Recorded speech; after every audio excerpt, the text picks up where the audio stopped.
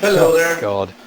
Fossilization is extremely common. No, fossilization is the exception, not the rule in marine species, and in land organisms it's extremely rare. Any paleontologist will tell you that.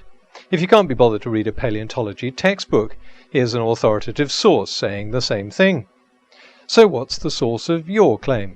According to Michael Benton, PhD, vertebrate paleontologist, they cannot deny that hundreds of millions of fossils reside in display cases and drawers around the world. But Michael Benton, PhD, didn't say fossilization was common. According to the quote you gave, he just said there were hundreds of millions of fossils in display cabinets and shelves all over the world.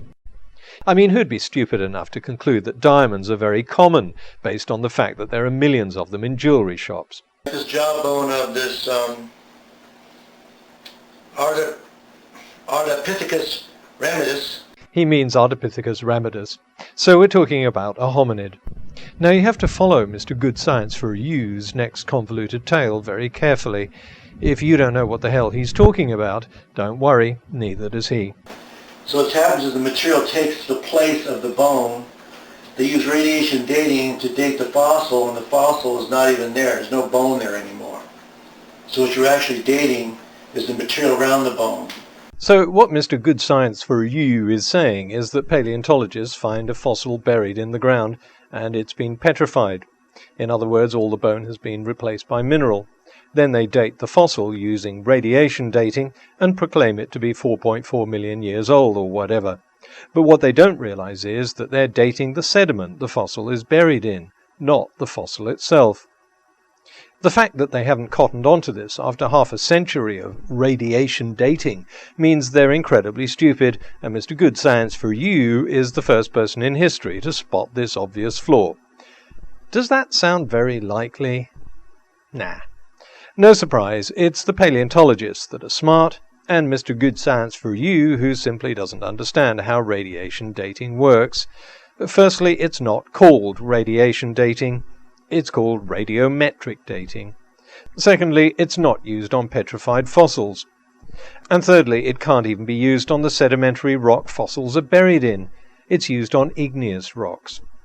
Now that Mr. Good Science understands all that, let's get on with what's left of his argument. Go to Kenya and drop a bone down there for 3,000 years, and because the material around the bone is 5.5 million years old, they're going to say that that 3,000-year-old bone is 5.5 million years old. Yes, they probably would if they went to the same college you did and were as clueless about paleontology as you are.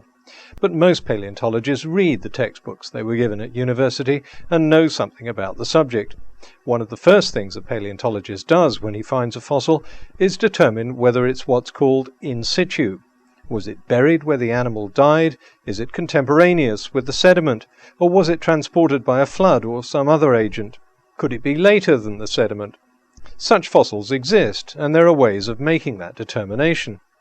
Another problem with your argument, of course, is that dropping a bone on the ground won't cause it to petrify in 3,000 years.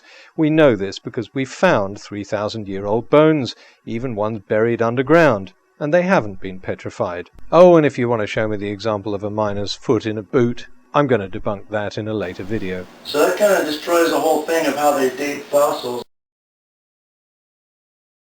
I have this God denialist, thick-headed fan. Last year, Nephilim Free was nominated for telling us there's a mountain in Australia containing 1 billion dog-sized fossils, which would actually be worth several $1 trillion, so it's a shame he never told us where it is.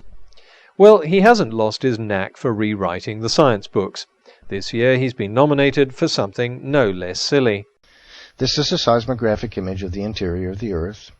The yellow and red areas are water, trapped inside stone. It is believed that the plates of this Earth's crust are subducting at about the rate which your fingernails grow. Now think carefully about what I'm about to say, Sporty. Sporty? You have to be insane to believe that water can remain in stone that is being pushed down into molten magma at the rate which your fingernails grow. You've got to be insane. Well, here's one person who's apparently insane. This is Dr. Shigenori Maruyama, who presented evidence of subduction of water to the American Geophysical Union in 1999. He showed how hydrous minerals like lawsonite could become unstable as they're subducted and release water into dense magnesium silicates, which take them further down into the upper mantle. I had no idea that this theory was the result of a mental psychosis. Take a look at this 2006 paper. Dense hydrous magnesium silicates, DHMS, may be hosts for water under hydrous conditions in the Earth's mantle and subduction zone. But what's wrong with these people? Don't they watch Nephilim-Free's authoritative videos explaining in clear detail that they're insane? And apparently the insanity is shared by a lot of seismologists, geochemists, geophysicists and volcanologists. They all seem equally convinced, through their mad experiments, that magnesium silicates, called perovskites, are hydrous. That is, water is attached to the magnesium silicate molecule.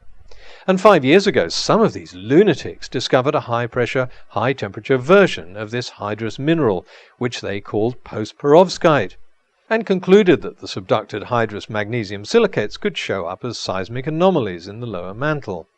In fact, a couple of them are using your seismic image, Sporty, as evidence of this subduction of water. Well, strictly speaking, it's not your seismic image, is it? It's theirs. These guys produced it. Not only that, they use it as evidence that water is drawn down into subduction zones. Instead of just looking at the pictures, maybe you should read their paper. One of the most dramatic features in our global mantle shear wave attenuation model is a very low Q anomaly at the top of the lower mantle beneath Eastern Asia. We believe that this is due to water that has been pumped into the lower mantle via the long history of the subduction of oceanic lithosphere in this region. You've got to be insane. But I'm curious to know at which point the insanity begins. Do you have to be insane to deduce that hydrous lawsonites exist in the crust? Or are these geologists only certifiable when they conclude that lawsonites release water into dense magnesium silicates? Or is it when they conclude that these hydrous silicates form post-perovskites? At which point should the guys in white coats come and lock them away? No, you've got no idea, Sporty. Either all these PhD researchers are insane to start with, or you're ignorant of even the most basic facts of geology. Sorry, but my money's on the latter. Did I just hear you say it's been replaced by minerals? Oh, it's me. So in fact, there's no carbon in it. Oh, by the way, the young woman who's about to speak thinks I'm Thunderfoot, which I find very flattering. Maybe Thunderfoot is not aware that there are two types of minerals, organic and inorganic minerals. Yes, I was aware of that. Things like anthracite, which is a form of coal, and oil shale are sometimes called organic minerals. But I don't see what that's got to do with the petrification of dinosaur bones. Oh no, I'm very much afraid you're going to tell us that a fossilized dinosaur bone is an organic mineral.